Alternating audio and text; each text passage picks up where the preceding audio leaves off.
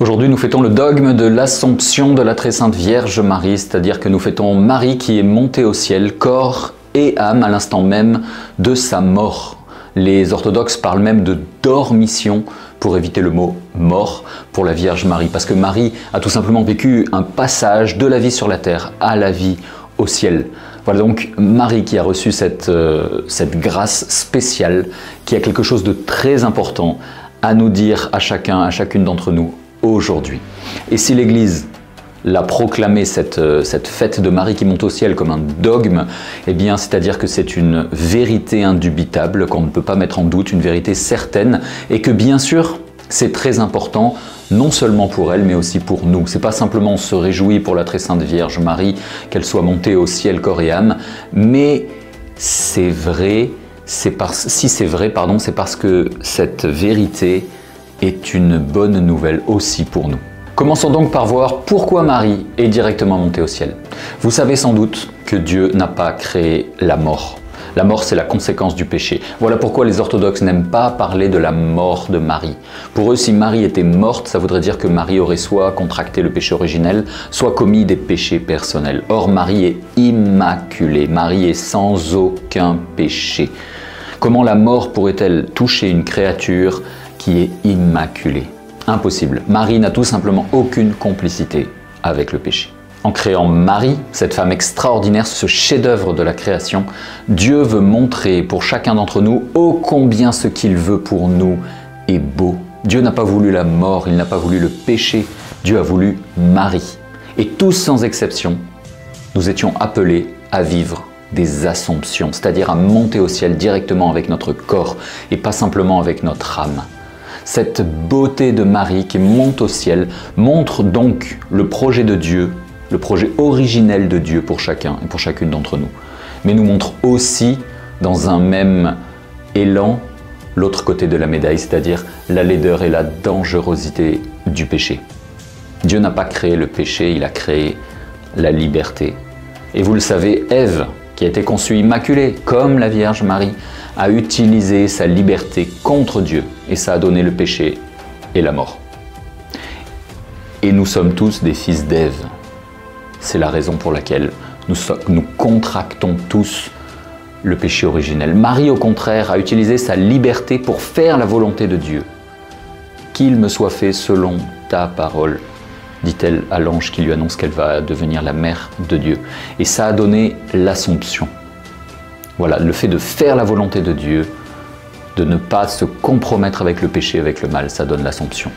Oui, nous sommes tous des fils d'Ève, c'est vrai, nous mourrons tous nous commettons des péchés, nous subirons la mort, mais nous sommes aussi tous appelés à être des fils de Marie, pas simplement des fils d'Ève. Comme fils d'Ève, nous naissons avec la concupiscence qui nous entraîne au péché et à la mort, c'est vrai, mais nous sommes aussi appelés à être des fils de Marie.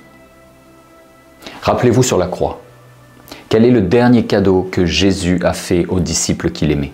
Et d'abord, qui est ce disciple qui l'aimait? Est-ce qu'il y a une seule personne que Jésus n'aime pas? Non. Donc ce disciple, c'est chacun d'entre nous, sans exception, tous aimés de Dieu. Et quel est le dernier cadeau que Jésus a fait aux disciples qu'il aimait à la croix? Il lui dit, « Fils, voici ta mère ». Il nous a donné Marie comme mère. Donc oui, nous sommes tous les fils d'Ève, mais nous sommes aussi les fils de Marie.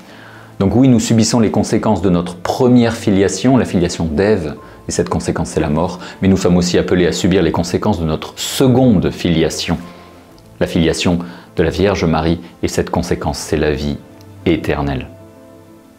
Et comme tous les cadeaux de Dieu, eh bien ces cadeaux de Dieu sont des cadeaux gratuits. Jésus nous donne gratuitement sa propre mère comme un cadeau. Encore faut-il l'accepter. Alors nous pouvons prier pour tous ceux qui ne l'acceptent pas, je pense particulièrement à tous nos frères protestants. Et nous, accepter la Très Sainte Vierge Marie comme notre mère, ça veut dire quoi? Qu'est-ce qu'on fait avec une mère quand on est son enfant? Eh bien ça se résume en un mot, on lui fait confiance.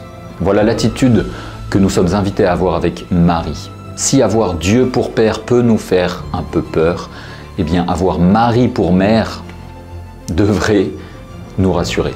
Il y a aussi une deuxième chose que nous enseigne ce dogme de l'Assomption de la Vierge Marie au ciel. Quelque chose que l'on nous reproche beaucoup, à nous les catholiques, à tort. Vous avez sans doute déjà entendu dire, vous les cathos, vous méprisez le corps, vous interdisez tous les plaisirs, il n'y a que l'âme qui compte pour vous. Eh bien, il suffit de regarder le sort que Dieu a réservé au corps de la Vierge Marie pour comprendre combien le corps a du prix aux yeux de Dieu. Le corps de Marie, au moment où je vous parle, il est au ciel.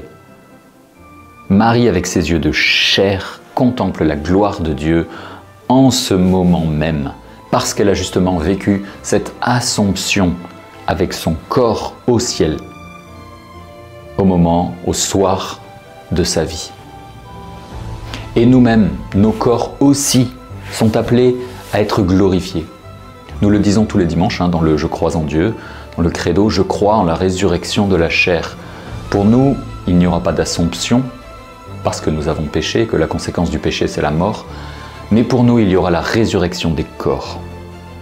C'est quand on voit la destinée immense, magnifique, belle que Dieu réserve à nos corps que l'on comprend pourquoi l'Église demande à ce que l'on ne fasse pas n'importe quoi avec notre corps. Nous n'aurons pas un nouveau corps au ciel, mais bien ce même corps glorifié. Donc ce que nous faisons avec notre corps ici-bas aura des conséquences éternelles.